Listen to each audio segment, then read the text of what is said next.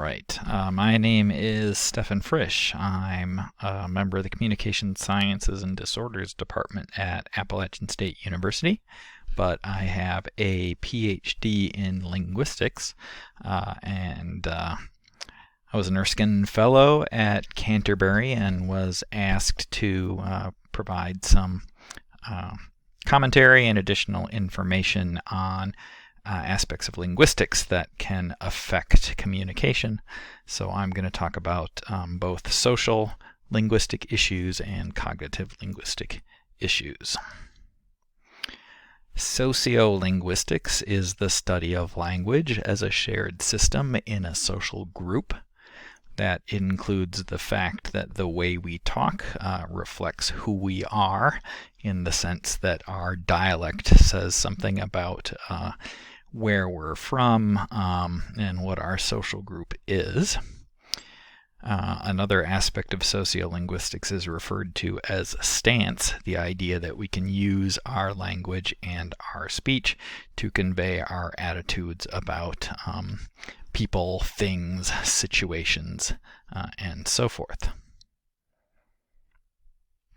Psycholinguistics is the part of linguistics that looks at language processing as one aspect of our cognition, so it could also be viewed as a part of cognitive psychology. A lot of the processes involved in how we talk are managed automatically in the brain, but it is possible to modify some of those processes through some sort of therapy or coaching that's relevant to communication sciences and disorders. Similarly, a lot of how we listen is also automatic and beyond our conscious control, and therefore is subject to a set of implicit biases that affect our perception.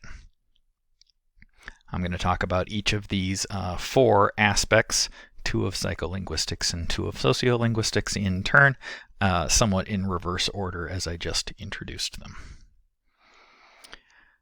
So if we start with speech perception, we have a part of our processing of language that has been found to be automatic and often unstoppable. So in experiments with participants, for example, giving people instructions to ignore language in what they're doing doesn't have any effect on their behavior. One place we can see this is in a phenomenon known as the Stroop effect, named after a researcher who discovered it. Here, your task is to name the color of the font that a word is written in while ignoring the word.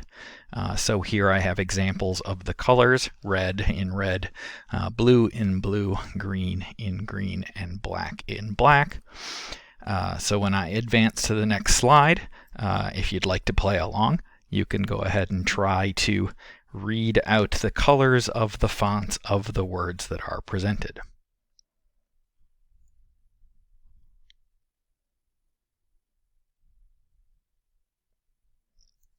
Since this is a recorded video, you can pause if I start it up again too soon, or if you didn't take me seriously about giving it a try. I've used this as a demonstration in class quite a bit, and the effect is very salient to people. In this case, we have written words that conflict with the color that you are supposed to name, and even though the written word is irrelevant to the task you're doing and you're supposed to ignore it, your brain can't. It automatically reads the word, and reading that word interferes with the color name that you're trying to say. Stroop effects then, as I said, you have a conflicting word that you're automatically reading, a font color that you're supposed to say. Those two coming together head to head slows your ability to produce speech. Stroop effects can also speed up speech. So like my examples where I gave you the colors, it was the word was written that was the same as the color name. If you present a set of stimuli like that in the same kind of task, people will be faster than they would with completely unrelated words where the The words are not color names, and they are just generic words in colors of fonts. Further experimentation has found that these Stroop effects extend to words that have a color association. So people would be faster reading a list where blood is in red, sky is in blue, grass is in green, than they would with conflicting colors such as sky as in red, grass in blue, and blood in green. Where again, in what I have marked faster, what the participant should say is red, blue, green. And in slower, what the participant should say is the exact same thing, red, blue, green. If you're a budding experimentalist, you could try coming up with a longer list of such words and try it out on your friends. This kind of automatic language processing has also been shown to extend across languages in bilinguals, people who know more than one language. For example, there was an experiment that used trilingual people who were speakers of English, German, and French, and were translators, where their task was to translate a written English word into German. Within the written stimuli were examples that were ambiguous between English and French, where the French word happened to be very common relative to the English word. So if we take the English word pain, that same spelling is the French word for bread, and people in this experiment would sometimes make errors, accidentally translating that as the French word rather than the English word, even though everything they're translating in the experiment is English. So the French interferes even though nothing they're doing in the task involves French. So why does this sort of thing matter to communication? Well, it is related to the issue of implicit bias. Implicit bias is the fact that attitudes or stereotypes can affect our understanding or our actions or our decisions in an unconscious manner. And we all have these associations that have been created automatically by the brain in much the way these perceptual associations I've shown you have been created. They can have an effect on our perception, they can have an effect on our opinion, they can have an effect on our judgment, just on the basis of being learned by automatic association without any intent behind it. So if we take that and connect it to the readings that you were assigned, there was a more general ASHA Leader article about various issues in speech and speech-language pathology, where sexism or racism or classism influences how people interpret speech. So we all have these associations that have been created automatically by the brain. They can influence our perception of the way someone talks, or our opinion of someone on the basis of the way they talk, or our judgment about someone, say who to give a job to, in comparing different people based on the way that they talk. Some of these biases are very difficult to eliminate because they've been learned automatically over the course of our lifetimes. And again, they're not things that we've consciously developed. They're unconscious associations that have been made. We do, however, have the ability to control our behavior. So in the article, they talked about studies showing how often women are interrupted relative to men in discussions of topics. So we as listeners can just remind ourselves, don't interrupt. Get in the habit of not interrupting people, whether it's a woman or a man or any other person, to be a little more sensitive to the diversity of gender identities out there in the world. There was an interesting research study on behavior at a conference where the researchers found that if after a presentation a woman was the first one to ask a question of the speaker, other women were much more likely to ask a question after that, whereas if a man was the first person to ask the speaker a question, the number of women who subsequently asked questions of the speaker was much smaller. So if I'm giving a research presentation and I finish and several people want to ask me a question, or while I'm teaching, if I have gender diversity in my class and there are several people that want to ask me a question, I can intentionally choose a woman to ask the first question to try to encourage other women to ask questions, to try to override this bias that influences our behavior. Similarly, taking a long-term view of how to control our behavior, we can try to do whatever we can to support diverse role models in our profession, in all professions, among the student body, in order to, over time at least, eliminate the existence of these biases on the basis of automatically learned associations between things like being a university professor and being a white male. A more specific example of this, relevant to the speech-language pathology profession, was the article from Language, Speech, and Hearing Services in the Schools.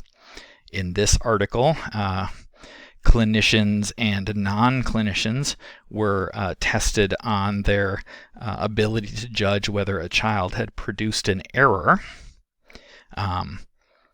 That production was either given auditorily only, or it was given along with a picture that provided some supposed knowledge of the person's race, a term they referred to as imputed race.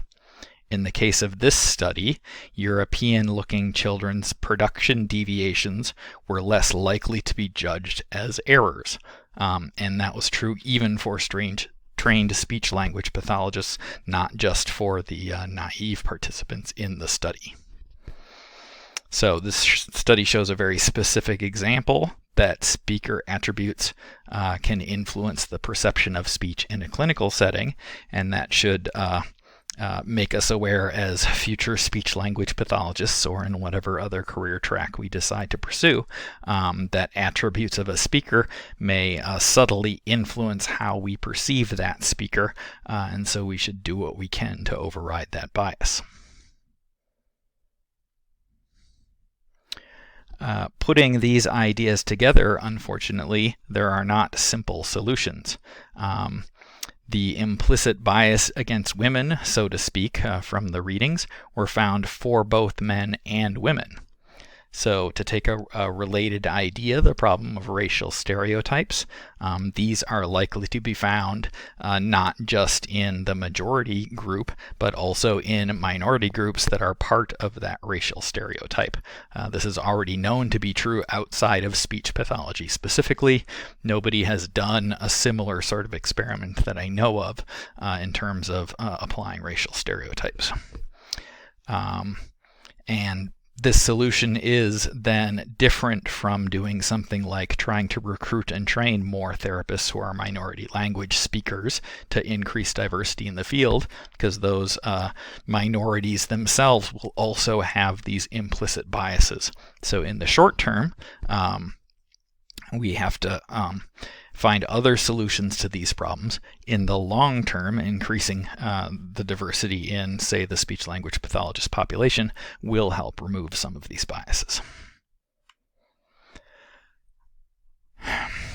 So to move the topic toward the next major piece I wanted to talk about, there are some benefits to these kinds of automatic associations. So speech-language pathologist therapists dealing with clients that have word-finding problems, a disorder known as anomia, can employ some of these unconscious associations to help strengthen alternative mental pathways to allow people to access words. So it's a way to retrain the brain after damage to have access to lexical items that are difficult to ask, or access, I should say. An interesting demonstration of the benefit of this kind of association comes from what I like to call the cheapest hearing aid in the world, the eyes. It has been shown that everyone reads reads lips, and that visual information added to the speech signal is equivalent to making the speech signal about 25% louder, whatever that means exactly perceptually. This has been known for a while in the psycholinguistic literature as the McGurk effect. So I have an example here of a simple speech recording. Ba ba, ba ba, ba ba. So hopefully you have some opinion about what you heard. If I now go to an audio-visual signal, Ba ba, ba ba, ba ba. Ba ba, ba ba, ba ba.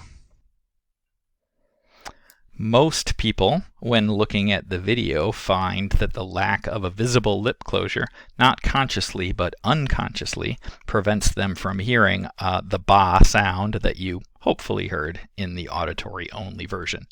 If none of that worked for you, you could try improving your listening environment. If you're watching this video just over laptop speakers, you could try putting on some headphones. If you don't happen to have access to that sort of technology, sorry about that. In the audio-visual case where you saw the video, there was no lip closure, but what your brain heard, so to speak, or what came in through your ears was in fact ba. When it puts that visual information together with the auditory information, what you do hear might sound not very good. It might be unclear. It might sound a little abnormal. It might be a bad example of something. It doesn't sound like a perfectly normal speech sound, but you do usually hear it as something other than the B sound. The McGurk effect works in part because the acoustics of speech are ambiguous. There's variation across different contexts and different speakers where quote-unquote the same acoustics, which is kind of an ill-defined concept, but the same acoustics can be interpreted as different sounds in different situations. The various aspects of these effects on speech understanding and where they come from in speech production can be represented by the speech chain. The speech chain is the set of processes that happen in speech as part of communication, where the speaker goes from an abstract concept, linguistic information, converts that into speech articulation, a physiological thing. That articulation disturbs the air, resulting in acoustic transmissions, and in this particular fairly modern version of the speech chain, there's also a part of the diagram that indicates light waves hitting the eye and affecting the listener as well. That would be from things like the McGurk effect. The sound waves hitting the ear and the light waves hitting the eye, again, have a physiological reaction on those things that get created into, or get converted into neurological signals. And those neurological signals then are interpreted by the brain and converted back into linguistic information. So the speech production side of that model was relatively simple. As we start to dig into the pieces of it, we find there are quite a few processes that happen as we go from a concept we want to convey to a set of words that we're going to produce, words being composed of syllables, those individual syllables being composed of individual speech sounds, and then those individual speech sounds needing to be physiologically produced as articulatory gestures. Like a lot of other forms of our body movement, the details of speech production get implemented unconsciously and automatically. For example, if I reach out to pick up something like a glass of water, the body will shift to adjust the balance for the fact that your arm is extended and you're perhaps picking up something that has some weight to it. When you do that, that all happens unconsciously and automatically. And if you try to remember to think about it next time, maybe you can observe yourself doing it. There are some different speech versions of this kind of effect. One is called the Lombard effect, which is kind of a combination of a perception and a production effect. Basically, if you put somebody in a noisy environment, they will automatically adjust the amplitude of their speech to account for this environment. And again, this happens somewhat outside of the speaker's conscious control. You can put some headphones on a person that makes it noisy for them, but they may know the person they're talking to is listening through a microphone that doesn't have any noise on it. Regardless of that knowledge, they'll automatically start speaking louder. You've probably had the experience of somebody who's wearing some earbuds saying something to you and sounding bizarrely loud because of the music that they're listening to. A techier version of this, more specifically related to speech production, are a set of experiments that are broadly referred to as bite block experiments. I have an example here of a modern version of a bite block experiment where the participant in this image has an awful lot of machinery attached to their head. Basically, their head is strapped in to be held stable, and there is a mechanical arm connected to something that's basically both under their chin and over their teeth. So that mechanical arm is connected to their jaw and will move with their jaw. During this experiment, while the person is producing speech, the mechanical arm that's connected to a motor can apply resistance to the person's ability to move their jaw. And that resistance could be so large that the person can't move their jaw at all. If you do that to someone while they're talking, they will very quickly adjust their speech to compensate for the fact that they can't move their jaw, or they can't move their jaw as much. For example, the tongue muscles may start to contract additionally in order to raise the tongue to the same location it needs to get to, even though the jaw can't help with that tongue raising. So we have a variety of automatic adjustments that help make speech happen physiologically, but at a conscious level, we do have a greater amount of control of speech production compared to speech perception. So if we want to, for example, have speakers of different dialects communicate better with each other, it is easier to help them adjust their production to be more understandable to the other person than it is to adjust their perception or to do ear training. If you go on in the speech language pathology major, for example, you will take a phonetics class in which you'll learn to transcribe speech phonetically, and there will be some examples in that class of things that you find very difficult to hear. An example of being able to control our speech production better, we do have the ability to learn to pronounce new words or maybe make unusual sounds. An example of this I have is the German composer Bach, which finishes with a phoneme that we don't have in English, but at least some of the more pretentious people out there produce it with the appropriate final phoneme anyway. We have the ability to improve someone's perception of our speech through a process that's known as clear speech.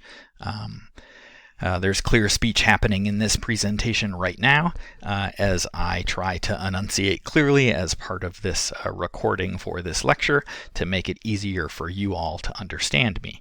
If I were hanging out with some friends at the pub, I would not necessarily be producing speech in this enhanced way. This relates to the field of speech-language pathology, where one thing we can do, referred to as accent reduction therapy, helps train speakers to speak in a less accented way that I'll talk about in a little bit, to help remove some of the effects of implicit bias that apply to the perception of their speech.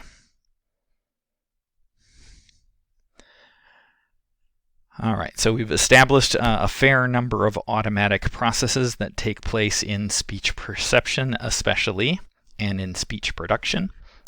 with the idea that we may be able to do some things to modify people's speech production. As we now talk about language as a social phenomenon, as a part of society, these kind of language processing associations are pretty important. Language is an aspect of our culture. It's something that we learn from our peers and from our community. And in many ways is not any different from learning how to dress to fit in with our peer group, learning appropriate ways to style our hair to represent ourselves, how to act in certain situations, both among friends as well as in formal situations like at school, learning what types of food we eat that reflect our culture. And fundamentally comes down to kind of an us versus them, in-group versus out-group division of knowing what is familiar and a part of your group, your clique, your society. One of the important aspects of language in society that gets studied by the field of sociolinguistics is dialect. And one of the things we try to educate non-linguists about dialects is that the common notion of a dialect in many ways doesn't make sense. So there is a quote, "A language is a dialect with an army and a navy," whose origins is somewhat unclear. That tries to highlight this feature. The idea is that everyone speaks a dialect. There are dialects that are viewed as the standard dialect, the typical way, the normal way, the standard way to speak within a large social group. Speakers of that standard dialect are often considered to not have a dialect, so to speak. This is related to the idea in linguistics of having a descriptive approach to language, observing what is going on, versus a prescriptive approach to language, a view of what language should be like. So there are all kinds of web pages out there talking about, how kids these days speak terribly and how our grammar is a mess, etc. These are all opinions about what language should be. They usually are based on historical facts about what language used to be like, and ignore the fact that languages do naturally change over time, that people use languages or their dialect as a social construct, much like fashions for dress change over time. Language changes over time to reflect changes in society. There are dialects that are viewed as prestige dialects. These dialects in some way are desirable. They are perceived to have some sort of, say, socioeconomic status associated with them. A classic example of this is the dialect known as received pronunciation in the United Kingdom. This is a prestige dialect that is not the standard dialect. This isn't what your sort of average TV broadcaster in the UK speaks, for example. It is a dialect. It does have a particular affect to it that people will recognize, but that dialect is viewed as desirable, as opposed to the common thought about other dialects, those dialects that are not standard or prestige dialects, as being inferior in some way. And that inferiority is usually implicitly associated with some sort of lack of education or some sort of low intelligence on the part of the people that speak that dialect. However, from a linguistic perspective, for example, using principles of language grammar and the fundamental building blocks that make languages what they are, there is no reason that one dialect is better or worse than another.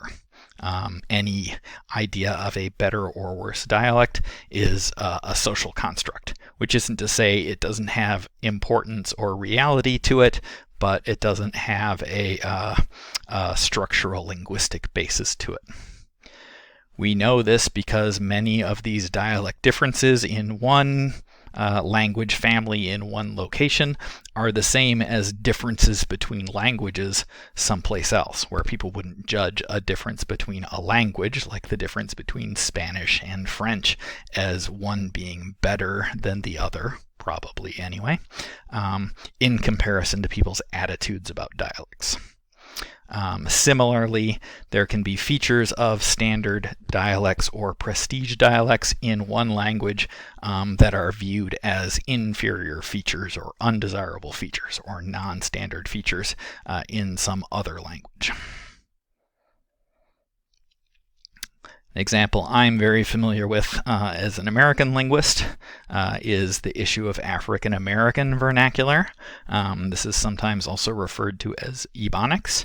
It's an important sociolinguistic issue in the US, where speakers of African American vernacular English are generally viewed as either uneducated or less intelligent by standard English speakers, where again, if we think about the notion of what's better, we could look at standard English expressions like I am singing, you are singing, she or he is singing, versus the African American vernacular, at least in some versions of it. I is singing, you is singing, she or he is singing. Is there a reason varying from am to are to is a better system than just using is across the board? Similarly, standard English has past tense like I sang, you sang, she or he sang. In African American vernacular, they would use I was singing, you was singing, he, she was singing. Standard English has a sort of a permanent or habitual form. I sing, you sing, she or he sings, where there's a variation by adding an S on the end there to indicate, I am a person who is a singer. I habitually sing. Singing is something I do. In African American vernacular, that would be I be singing, you be singing, she or he be singing. Again, the same form across the board. If one were to look at these and compare them in terms of their, let's say, elegance as a linguistic system, in the vernacular we have a variation from is to was to be attached to singing to give these different forms, a present tense, a past tense, a habitual tense. In the standard version of English, it seems like a mishmash. We have all this variation in the standard for the present tense. That variation in the standard for the present tense across the different pronouns is different from the variation in the past tense. And that variation is also different as you go across the habitual version, where the past tense and the habitual version are actually more similar to each other than the present tense versus the past tense. It's sort of difficult to conceptualize what one might measure better versus worse when studying languages, but if you decide it should be sort of a neat logical system, the African American vernacular is actually a much nicer, more logical system than the standard version is, yet it is somehow considered uneducated or inferior. Another example of this kind of bias against the system is double negation. It turns out that in the prestige version of French, which is not really the typical way most French speakers speak these days, there is a double marking of negation on verbs using both sort of a prefix particle thing, ne, as well as a postfixed particle thing, pas. So, je ne crois pas is something like I don't believe. In African American vernacular, again, we have criticism of the use of double negation in something like I don't know nothing, which is maybe working its way into the standard dialect as well. That is not meant to mean I do know something. It's meant to mean the same as the standard I don't know anything. If we go back to a Middle English writer like Chaucer, we find all kinds of use of multiple negation there. So he never yet know, not really sure how to say the thing with all the Y's in it. The kind of morpheme to morpheme translation is he never yet know vileness not said, to mean something like he's never said anything vile. So the negation is marked 3 different times in Chaucer's written sentence in Middle English. That negation is represented only once in a modern translation of that. If we look at sort of proper historical forms of language and somehow think they're better, why isn't the multiple negation version viewed as better than the standard English system that only marks negation once? And again, there's no real objective basis for this kind of judgment. It's just a judgment of, here's the standard way to do it. If you don't do it the standard way, then that's probably a bad thing. I don't know a lot about New Zealand English, but there is one dialect group I know a little bit about in the Southland, where New Zealand English has been influenced by a relatively larger Scottish immigrant population. In this dialect, it's more common to have a post-vocalic R sound in things like work or first, which is a part of standard English. So I have those in my production. And even in a formal presentation context like this one, my version of work and first that I clearly produce has that rhoticized vowel in it. The Southland dialect also, in many speakers, has a distinction in the onset between 2 versions of which. They are the same to me, but in British received pronunciation and in some northeastern dialects of English, there's a distinction between which for the WH one, which I'm not a speaker of, so that's just my best approximation. And which without the WH version. So if we try to kind of put all of these facts together, there's no way we can make a Southland dialect inferior because it's non-standard, but American English be a standard dialect when they have the same feature, and received pronunciation being a prestige dialect when it has a similar feature as well. So again, there's no objective aspect of the linguistic pattern that we can judge to make one the prestige or the standard and the other some sort of inferior dialect.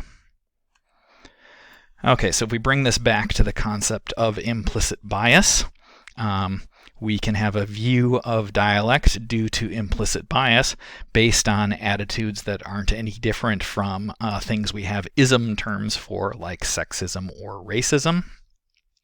This ultimately boils down to some sort of dichotomy of friend versus foe, or us versus them, or the in-group versus the out-group that presumably comes from survival instincts somewhere. The idea that, if we identify those things that are similar to us, we may band together and be safer, and we'd best stay away from things that are different from us because they might be dangerous.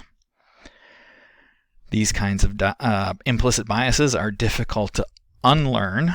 The best we can do is have an active commitment to embrace diversity, which, if nothing else, over the course of time, will help remove some of these attitudes, as people will get diverse examples of the in-group and make the in-group larger and encompass more diversity.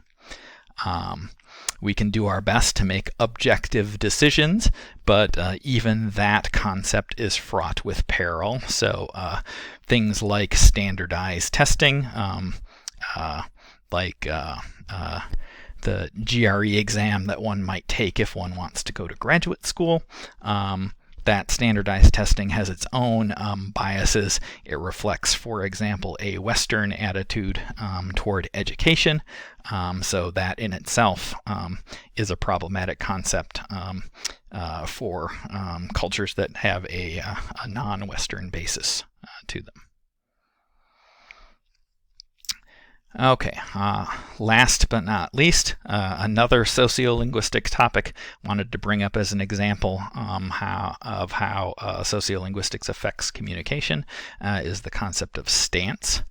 The concept of stance is that the language and speech that we choose to use can convey our attitudes about things or people or situations.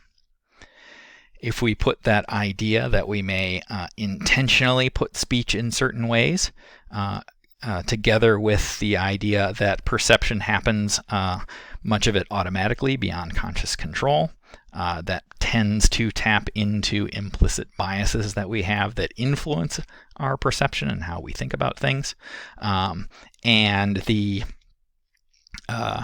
idea that a speaker has a better ability to control their speech than they do their perception, we can end up with attributes of the speaker, things that reflect their particular dialect, for example, instead being assigned to part of their stance, or their use of stance in a particular situation as being interpreted as a speaker attribute. In the case where speaker attributes are instead applied to stance, speaker attributes come from things like their dialect or their gender. That speaker's use is automatic and uncontrolled for those particular things. It involves no special intent.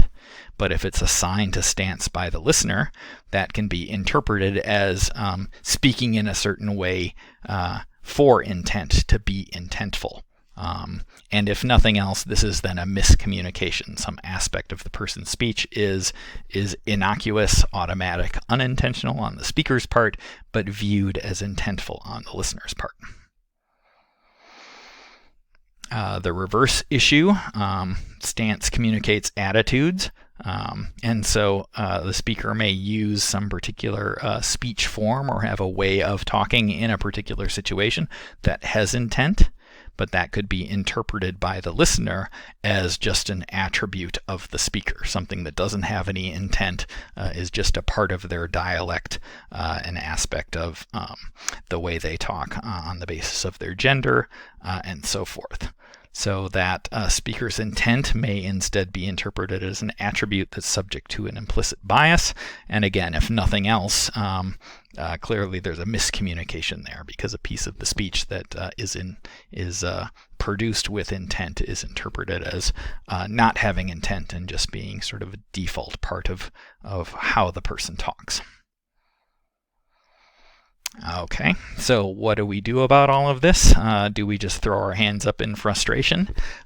We kind of do, because the problem here really is perception and the impact of automatic implicit biases on perception, and that is known to be difficult to change. It's been studied.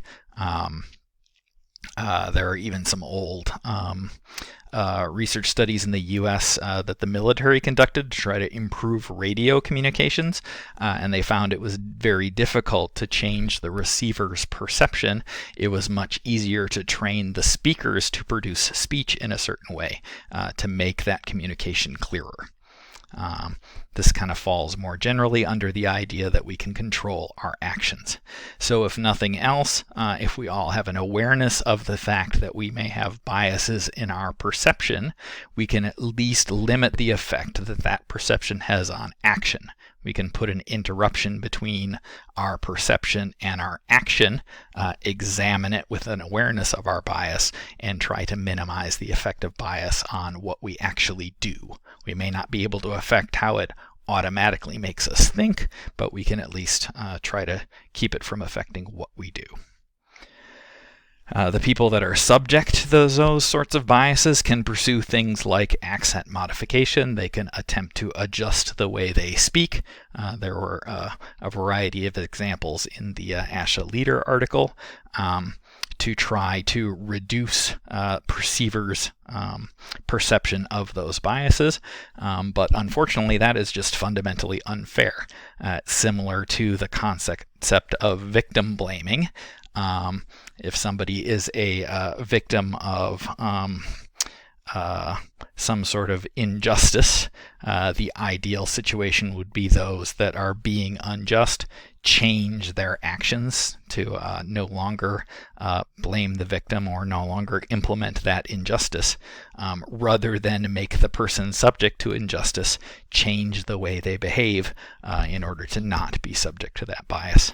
But given the way cognition works, it is easier for the person producing speech, the person being subjected to the bias, to modify what they're doing to reduce its impact. So in the short term, unfortunately, that's the most effective route for a person to take if they are subject to such linguistic biases. And again, we can do our part in the short term by having an awareness of our own biases and using that to limit the effect these biases have on our actions. And in the long term, we can attempt to diversify what we consider the in-group, who we consider the standard or typical representatives of students in college, people in a particular profession, professors at a university, etc., so that these implicit biases eventually go away. All right, well, thanks for your attention during this presentation. For those of you that are interested in asking me questions or otherwise connecting with me based on what I had to talk about today, and despite that rather grumpy picture of myself on the first slide, you can email me at Appalachian State at FrishSA. I do have a YouTube channel if you have some interest in speech and phonetics that has a variety of recordings and some other lectures and things on it that you're welcome to check out if you're interested. I'm on LinkedIn as a professional social network. If you are eventually pursuing a career in speech-language pathology, I do at least try to repost job ads I see and such there. And last but not least, I have an account on Twitter where I every once in a while post an interesting picture of someplace I am, like New Zealand as an Erskine scholar, or something interesting I'm doing in my research or in my teaching, and you're of course welcome to follow me. Thanks again.